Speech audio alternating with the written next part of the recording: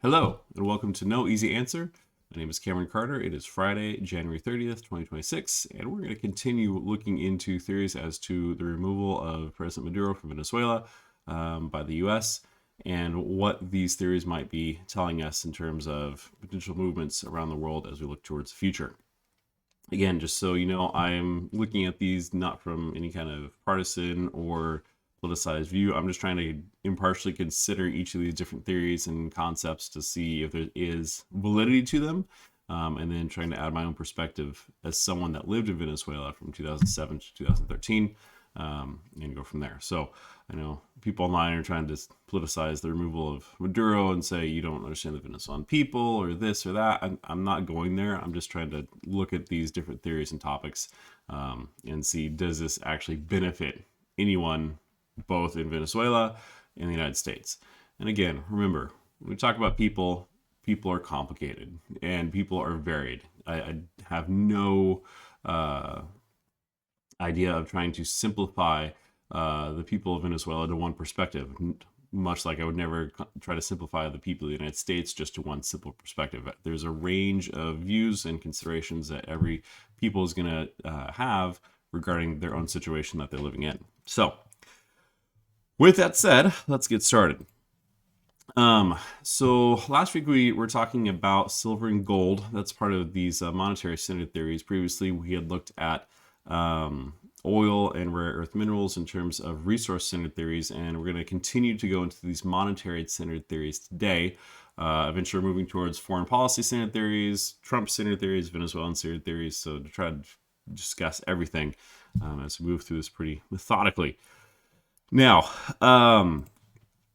as we continue into this, today I want to focus in on U.S. debt relief. There is the idea that the U.S. is in a very severe debt issue. We're going to talk about that. And is there any consideration by which the intervention of the United States into Venezuela that could help relieve the debt situation within the United States? So let's talk about debt. Make my face a little bit smaller here. So there is a difference between deficit and debt. So every year when the United States tries to put its budget together, you have two main categories. You have revenue, that's the money that's coming into the government, and then you have your expenses, that's the money that is leaving the government. When you take the difference between those two, if you have more revenue than expenses, you've got a surplus. If you have more expenses than revenue, you have a deficit. And as tends to happen, the government tends to run a deficit. Now, the debt is the totality of all those surpluses and deficits that have been accumulated over the years to get to the final current moment ledger that determines how much is owed to the debtors.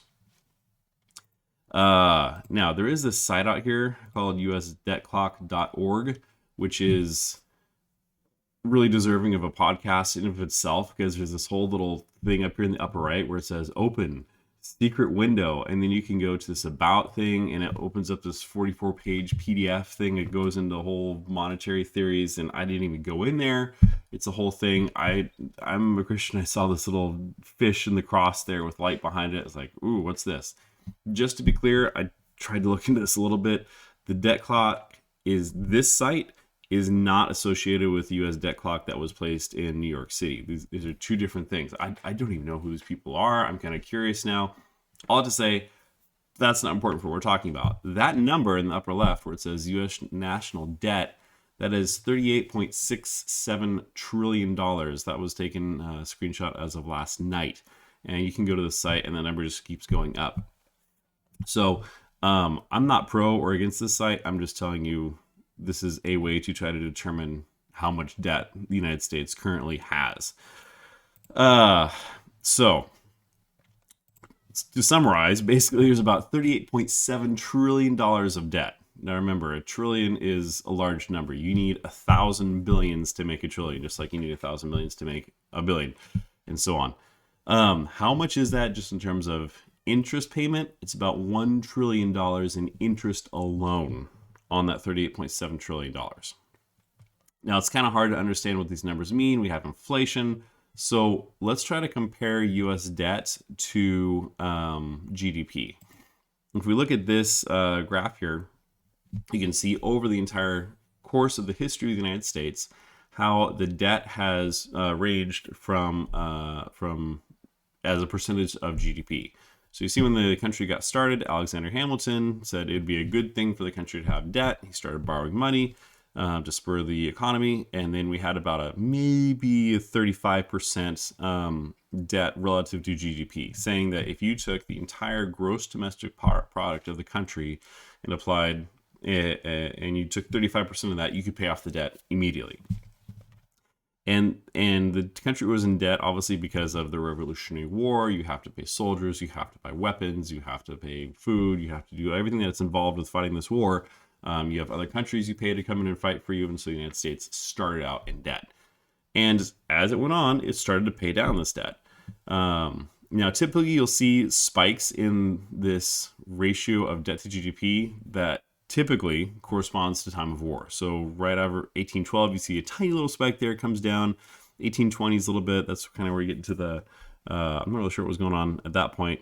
1818, I don't know. That might have been Louisiana Purchase. That might be something in that area.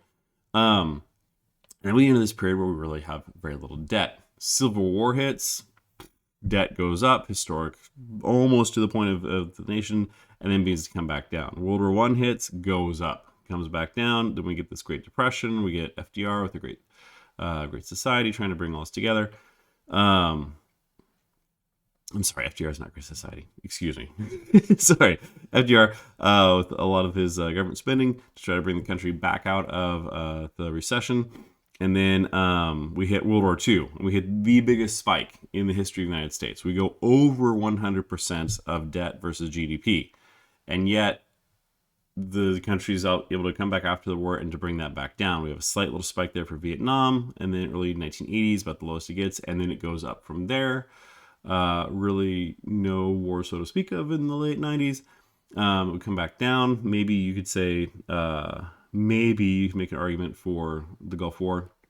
It comes back down, and then as we hit really 2010, that area, debt just starts to go up and up and up and up. It hit 220 and 2020, and we're just at a very high level. So we are at historically high levels of debt to GDP, and we are not in a war, which is really scary. So if the United States was to get into war, that level is going to go even higher still. Again, Visual Capitalist, I think they do an excellent job in some of these. You can see this debt to GDP ratio measures this number, so we can see how this compares to other countries that are out there. Right now, we're about 125%. Some other countries are much lower than that. Again, you see, ironically enough, many countries in the global south have a much lower to debt GDP ratio.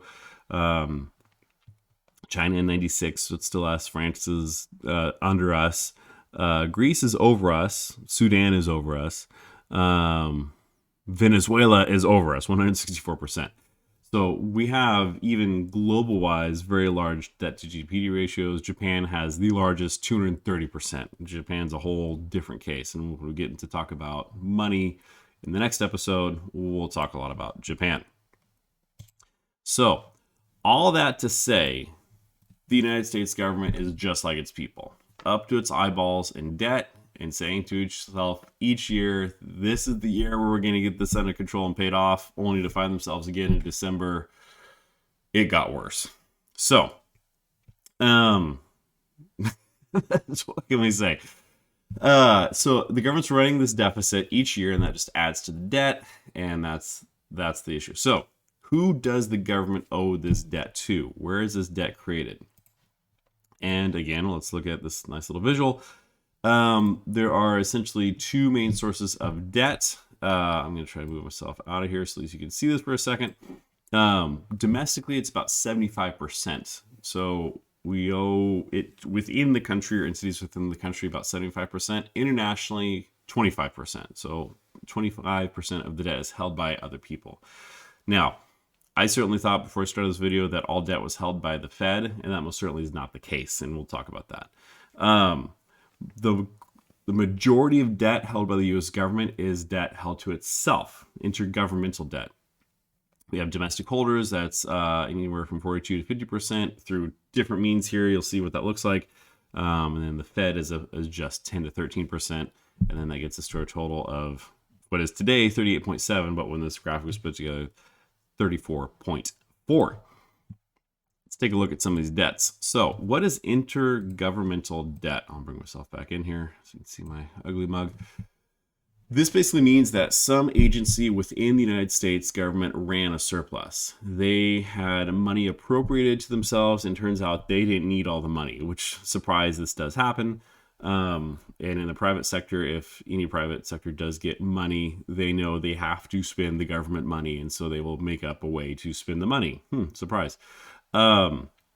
And so, because sometimes they'll run a surplus, and this a lot of times is like Social Security or Medicare or employee retirement funds, basically that extra money will be taken from those programs to be used for other programs. So the government is just running movement of money within itself to help pay for its own things. So really, there was money appropriated for Social Security, but because they had enough, they were able to take some of that money and use it. So they just owe it to themselves. They just didn't need it at that point, so they owe themselves, but really it's kind of a wash. Now, when we talk about domestic holders, this is where anyone that's within the country can come out and buy U.S. debt. Why would you want to do this? Because you get interest back. This is a form of investment. So, for example, you can buy a T-bill, which is like the shortest term way of acquiring U.S. debt, typically under a year. You go and you buy a T-bill, and that T-bill will have on it, let's say, a number. It might say it's $1,000. However, when you buy this T-bill, you only pay $900, for example. This would be really high yield, but whatever. You pay $900 for this T-bill. You hold on to it for 6 months, and then you go to any bank, and then you turn this T-bill into them, and they say, aha, this has matured. We have now accumulated this amount of interest on it. You get $1,000 back. So you pay $900, you wait time, you accumulate interest, and then you get the value of that T-bill being $1,000 back. You can hold this T-bill till whenever, but obviously with inflation, you're going to lose the value of your investment the longer you wait. After that, you have T-notes. These can last from 1 to 10 years. You have Treasury bonds. These are the longer term ones that go from 20 to 30 years.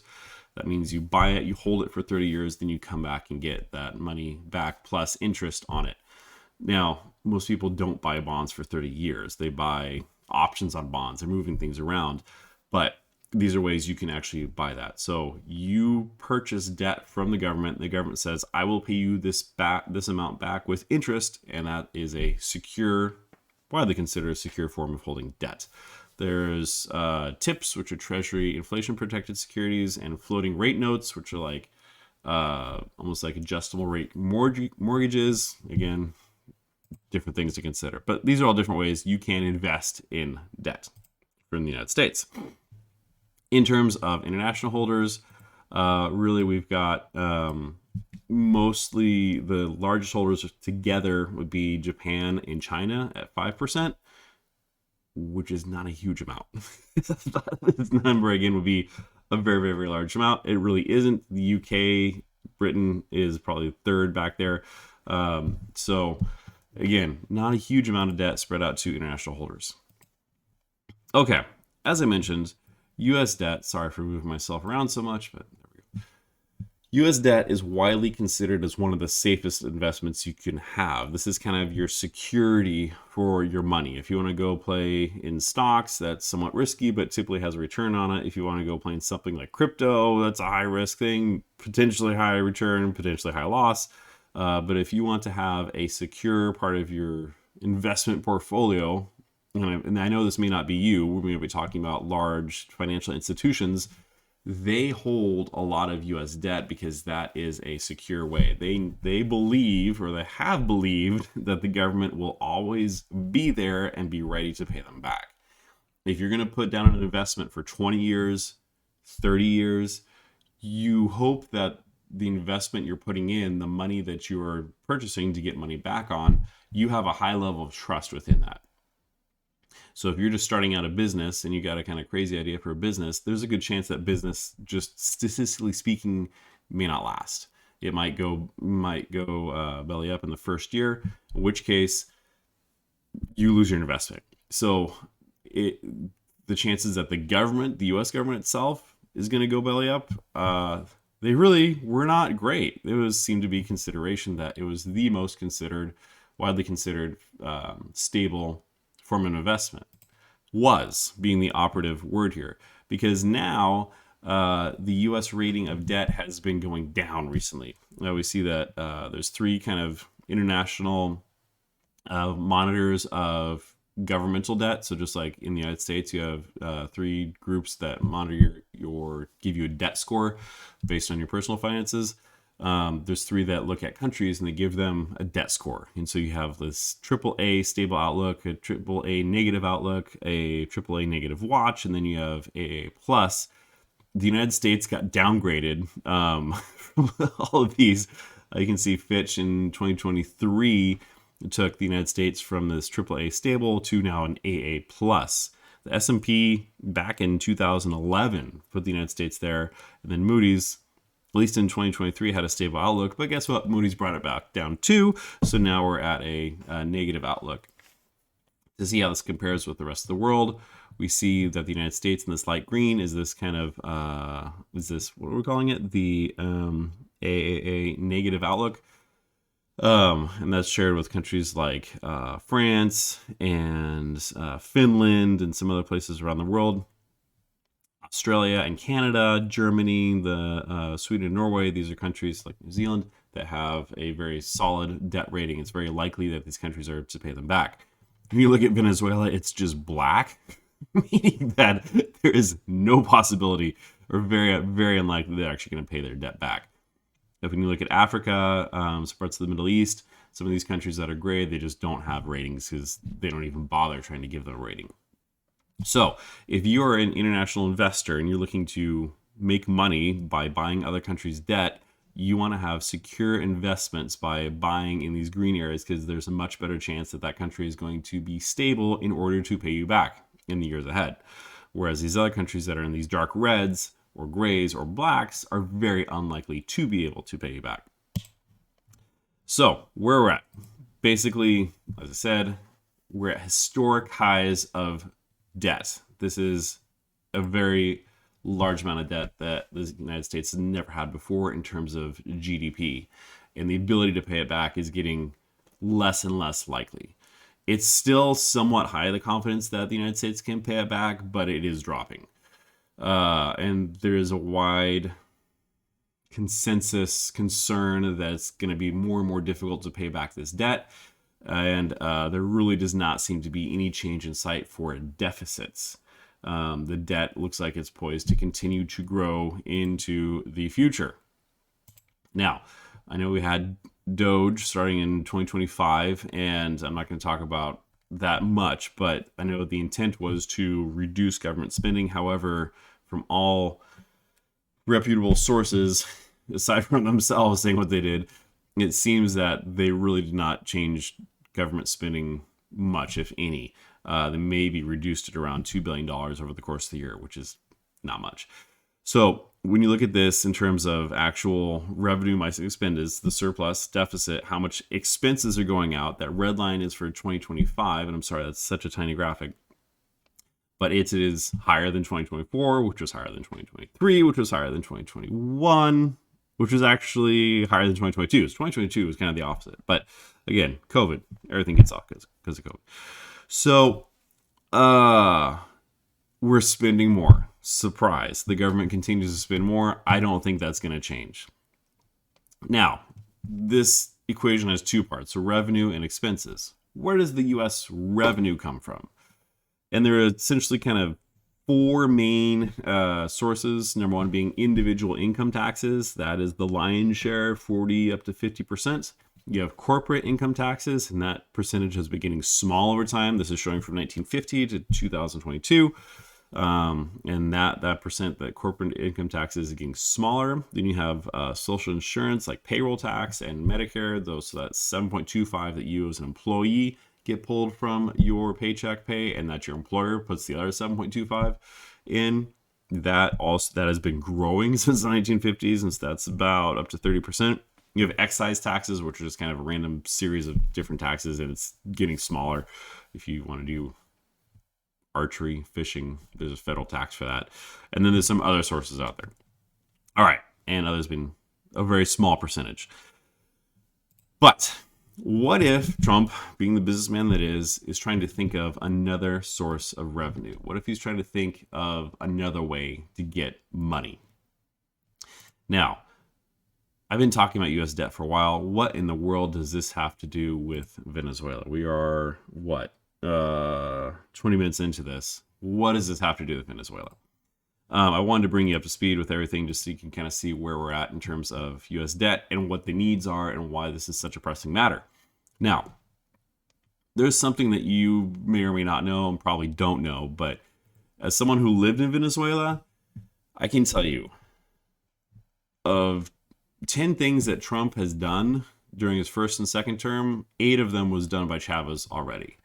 And what I mean is there's a number of different policies, ideas, concepts, ways of governing the country that Chavez did since he took power in 1998 until he passed away in 2012. 2013. And Trump has really followed that pattern pretty closely. And I know some of you will flip out like, but Chavez is a socialist. I'm like, I understand that. I'm not saying they're doing the exact same things nor promoting the exact same set of values.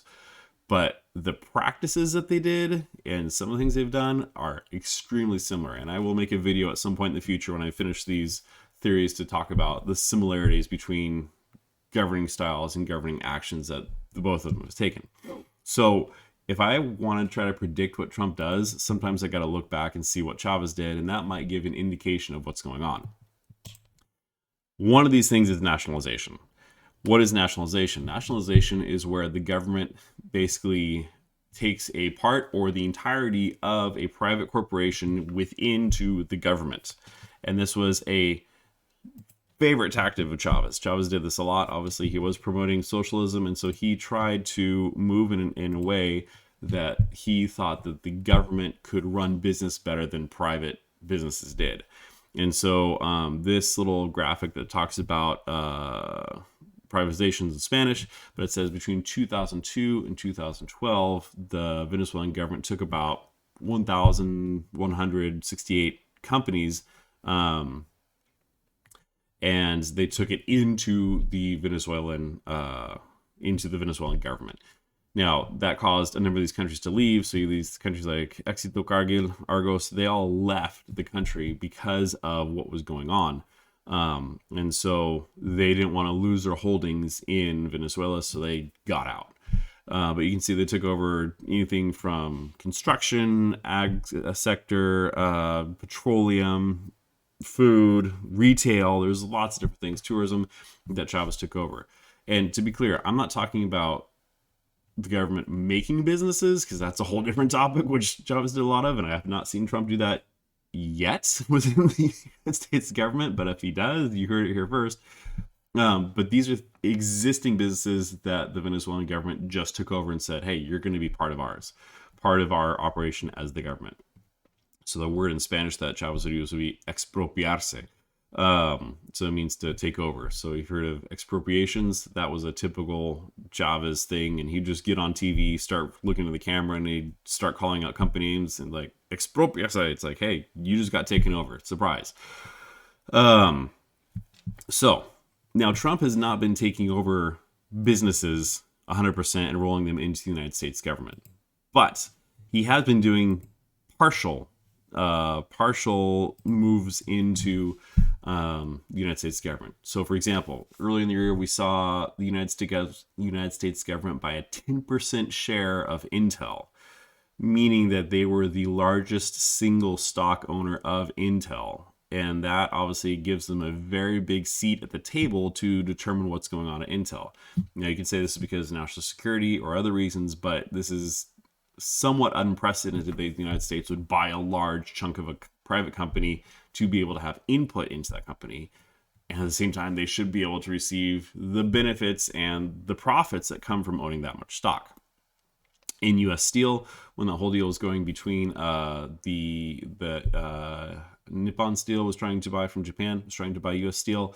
It started under Biden. Biden was resisting it, and then I think Trump allowed it to happen, but with the condition that the United States had a golden share holding of U.S. Steel, meaning that the government owns part of the company, a small part of the company, but they have 100% input into how the company is run or decisions that are made by the company. If the company moves in a certain direction or makes certain decisions that they don't like, they have the veto power to control what's going on with the company there. We've seen Trump move on the defense industry. He's been threatening some of the leaders and the owners and the executives of the defense industry, saying that they're making too much money. He doesn't like that. And so he's saying, hey, we're going to cut your earnings. We're going to do stock buybacks. We're going to call it, you can't do stock buybacks to just increase your own profits on the company. So he's been pushing back on that. And then just most recently, within the last week or two, we see that the U.S. government gave a $1.6 billion loan to a company called USA Rare Earth. And this brings up all the questions about minerals and whatnot. And so the U.S. States government is taking a share within these companies. So if the United States owns part of these companies, they are becoming partially, at this point, owned by the U.S. government. And as such, they should be able to, the government should be able to receive the earnings of these companies as part of the income, increasing their revenue. This is just a little quote I saw from Fortune. I know, Fortune. But it says this: the NVIDIA deal is more evidence that Trump, sees the government as his business. Who worked in the presidential campaigns of Mitt Romney, Marco Rubio. He's trying to increase the size of his system rather than focus on public policy and what's best for the economy.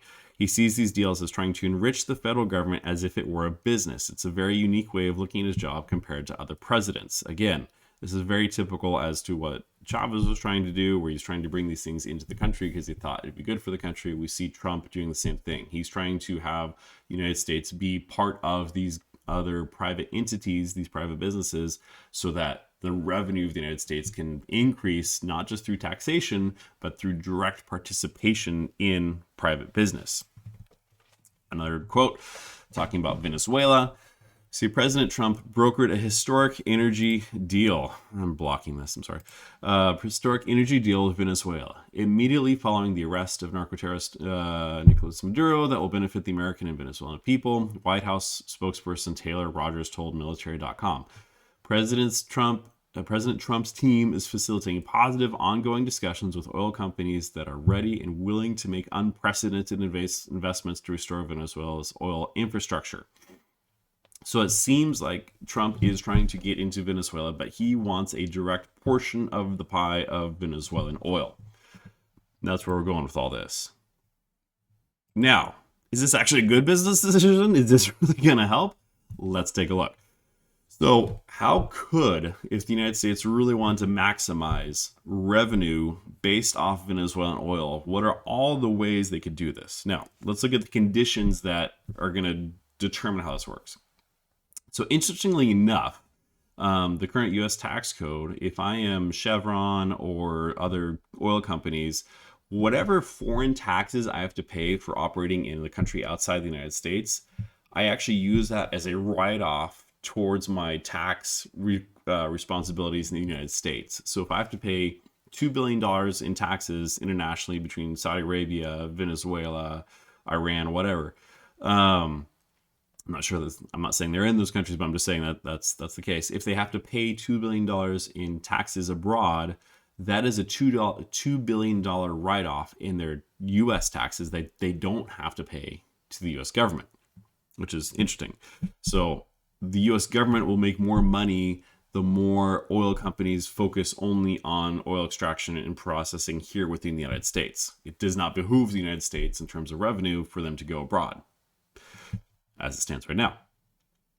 Chevron right now is looking to be kind of the only large U.S. company that's interested in staying in Venezuela. Part of that is because the Venezuelan government owes a debt to Chevron, and so they've been staying there just to try to get their money back. But the majority of the other companies that are looking into actually investing in Venezuela are foreign oil companies, not domestic oil companies. Now, Venezuelan oil, as we discussed previously, and it's wide known, it's a not high quality oil. It is a very heavy crude, and because of that, there's limited places where it can be refined. One of those is in China. They have these teapot oil refineries, some in India, and then the majority can be refined in the U.S. Just so you know, Venezuelan oil only comprises about 3% of Chinese oil consumption. So this is not a huge amount of oil that's going to China. It's just a little bit for the Chinese. If they lost Venezuelan oil, they can figure something out. Now, they don't want to, but still, this is only 3% of their actual oil consumption comes from Venezuela. And then there's another condition that just happened. This happened last night, was that there was a determination made on the group called Hutchinson Holdings, which is a Chinese company. And the Supreme Court of Panama actually just determined that this Chinese company cannot continue to operate ports at both ends of the Panama Canal. And that's all they said. So there's no clarity as to what that actually means. Does that mean they can hold one end? Can they hold like 49% at one end? I don't know what that means. There's been zero clarity on this, but this was actually a huge victory for the Trump administration because he was trying to push to get this Chinese company out of the Panama Canal. And the Panamanian Supreme Court just gave him that victory with no details. So, lastly, we know that Delcy Rodriguez has said, the current president of Venezuela has said that Venezuela is going to make changes to the oil laws of Venezuela. They're about to change how they tax oil, how they fund oil, how they look at companies. All this is about to change. What way it's going to change, we don't know, but we'll find out. All right, so what could the U.S. do to potentially get as much money as possible in revenue from oil? So let's say that the U.S. government, working hand in hand with the Venezuelan government, let's say they cut a deal, right? They could potentially say, hey, we're going to take a percentage of all oil sales or a percentage of all oil extraction, and that's going to come to us. And you know what, Venezuela? We're going to take our portion of that as protection. We're going to give you military protection and take care of the Venezuelan government and the powers that be as long as you pay us in oil. I don't think this has been done previously. It's been done through private U.S. companies in other parts of the world where this isn't where the United States has intervened. But we're a different world now. This is a different idea. The United States might encourage more refining of Venezuelan oil within the United States here that's not refined abroad. It's much easier to transport oil in its crude form in tankers than it is to refine it and then send those products out. It's a lot cheaper to send the crude in ships than try to refine it, make it into like the 40 different products that oil gets refined into, and then ship those individually. That's too expensive. But maybe that's what they want to do. And in that refining, in the shipping, in the production, all those little bits can be taxed. And the U.S. government can get more revenue from there. Maybe. All right. Not lastly, but third, the United States can try to ensure that BlackRock, who showed interest in the Panama Canal, is going to have a significant share of holding of Panamanian ports, and they can reap the tax revenue of all these tankers coming through. So they could set up this thing where it says, hey, BlackRock, you need to pay taxes on every tanker that comes through the Panama Canal empty going towards Venezuela. We're going to charge a tax on that. And then as they leave full of oil heading back to China, we're going to charge a tax on that as well. And that will go straight to the U.S. government. Now, of course, BlackRock is a private company. They're not going to want to pay taxes. No company wants to pay taxes. I'm just trying to think of different ways that they could potentially use this as revenue. All right. You can tell I'm trying to be thorough in examining these issues and these theories, but there's problems with them as well. Number one, the minute the United States and the government of Venezuela or anyone takes a cut of oil, there's less appeal to actually go in and make these massive investments in Venezuela, because this is going to have to be a long-term investment where companies come in, put in a lot of money, and it's going to take a lot of time for them to get that money back. That's something we discussed in the video discussing oil. And now you're taking out of their potential earnings by taking a cut of it. So you just made the situation even less appealing for companies to come in and do this. Now, Second, China doesn't have to get their oil from Venezuela. Again, they were using it as debt repayment. Again, Chinese had Venezuela owed debt to China, and so they're paying their debt through oil. And that's why China was going there and picking up this oil. But China's not dependent on Venezuelan oil. China would like to have oil. They most certainly would like it, but they're not dependent on it right now. We'll talk about that might change in 2 videos up. We'll talk about international movements. And then here I said there's no clarity on the Panama Canal ruling. We really don't know what this is going to look like. Okay, so Hutchinson Holdings can't hold both ends of the canal, but does that mean the United States just walks in there and takes it over? Probably not. That's going to be what Trump's going to push for, but that may not be what actually happens. Now, let's run some numbers. This is where the biggest problem of all hits. So as I discussed in my other video on oil, let's say, again, 25 years of oil extraction.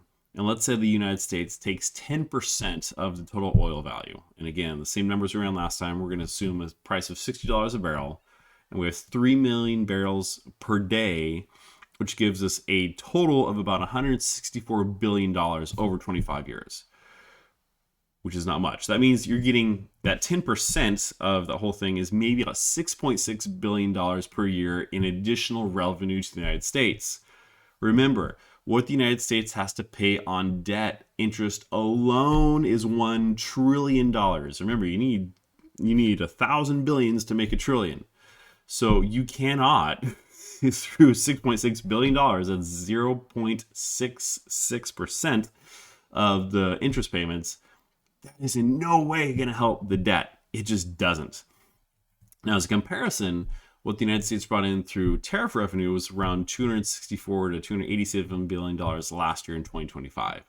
So trying to nationalize, quote unquote, oil from Venezuela is not going to change anything. Now, maybe you're getting a little more fraction of, refining on taxes here and shipping and all this kind of stuff and holdings from the Panama Canal. But again, these are marginal and very tiny marginal gains that the United States government may be making potentially. There's no guarantee on this in terms of revenue for this quote unquote potential nationalization of Venezuelan oil. All that to say, I don't think this is a really valid theory. I think there's a lot of holes in it. I think there's a lot of concerns about it. And I don't think it's really going to accomplish what the potential goal is here. I don't see how this helps the United States pay off its debt. I don't see how this helps Venezuelans by any stretch of the imagination, because if the United States is taking a cut of the oil, that's going to be less money that stays in the country, and if it will somehow circulate and help everyone there, maybe, potentially. But in any case, I don't see any way where the U.S. taking a cut of Venezuela is going to help at any stretch of the imagination. So, there you go. Next video, we're talking about money. We're talking about how the intervention in Venezuela may be part of a plan to help strengthen the U.S. dollar. And that means we got to talk about the U.S. dollar. We got to talk about inflation. We got to talk about all these things, devaluation. And there's a lot to say on that topic. So please come back, subscribe if you like it, like the video. Appreciate you being here, and we'll see you next time on No Easy Answer.